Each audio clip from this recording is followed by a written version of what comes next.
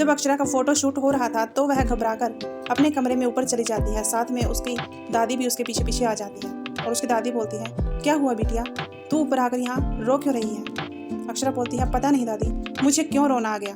मुझे पता है हर लड़की की शादी होती है, सबको ये सब कुछ करना होता है, लेकिन फिर भी पहले तो ठीक था, लेकिन बाद में सब लोग पता नहीं क्या क्या अपनी अपनी राय देने लगे और मुझे कुछ समझ में नहीं आया। मैं ये सब नहीं कर सकती दादी। ना तो मैं बहुत ही खूबसूरत हूँ, ना ही मैं ऐश्वर्या राय जैसी हूँ और ना ही मैं माधुरी। मुझसे नहीं होगा, मैं बिल्कुल भी अच्छी नहीं लगती हूँ दादी। उसकी दादी बोलती है, कौन कहता है कि तुम सुंदर नहीं हो? मेरी बिटिया तो बहुत सुंदर है। अरे रूप रंग से ज़्यादा तो इंसान के गुण देखे जाते हैं।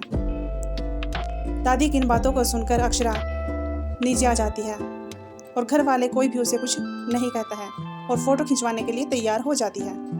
अक्षरा की अच्छी अच्छी फ़ोटो खिंचवाई जाती है और घर वाले सब खुश हो जाते हैं। फिर दादी बोलती है सभी घर वालों से, अक्षरा की माँ से और उसके बाबूजी से, बोलती है कि मेरी पोती हीरा है, हीरा जिसकी परख सिर्फ एक जौहरी ही जानता है, इसलिए बड़ी बहू उसके ऊपर किसी भी प्रकार का कोई दबाव ना डालें, वो अपनी मर्जी से सब काम करेगी।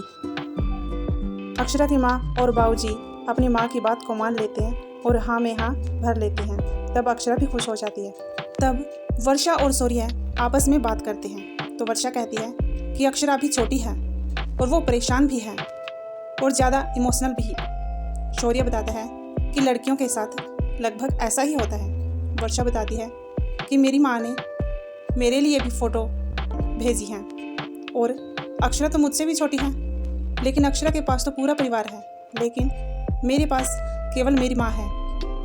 मेरे पास तो मेरे पिताजी भी नहीं हैं, इसलिए मेरी माँ को मेरी चिंता रहती है। शौर्य बताता है कि मैं जल्द ही अपने परिवार वालों से अपने रिश्ते के बारे में बात करूँगा, तुम टेंशन मत लो। अक्षरा की माँ अपनी देवरानी को अपने गहने, कपड़े, बर्तन सब दिखाती है और बोलती है कि देख छोटी, ये सब अक्षरा की शादी में अब काम आएंगे। मैं ये अक्षरा को सब कुछ देने वाली हूँ।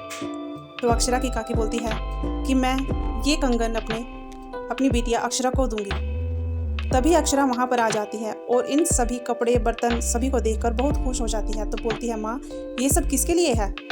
राजश्री बोलती है कि बिटिया ये सब कुछ तेरी शादी के लिए है, ये सब कुछ सारा सामान तेरे लिए जोड़ा है।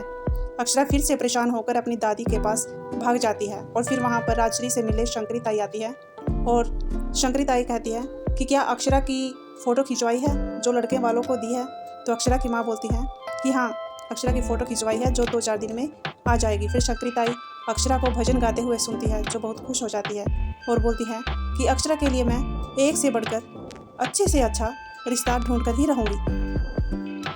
अक्षरा की माँ बोलती है कि क्या अभी तक आपने कोई लड़का नहीं देखा है? तो शंकरी ताई बोलती है कि लड़के वाले आजकल पहले लड़की की फ़ोटो देखते हैं और जब तक लड़की की फ़ोटो नहीं देखेंगे तब तक वो आगे बात नहीं बढ़ा सकते। उसी टाइम पर वहाँ वर्षा भी अक्षरा के पास आ जाती है जहाँ पर वह भजन गा रही होती है।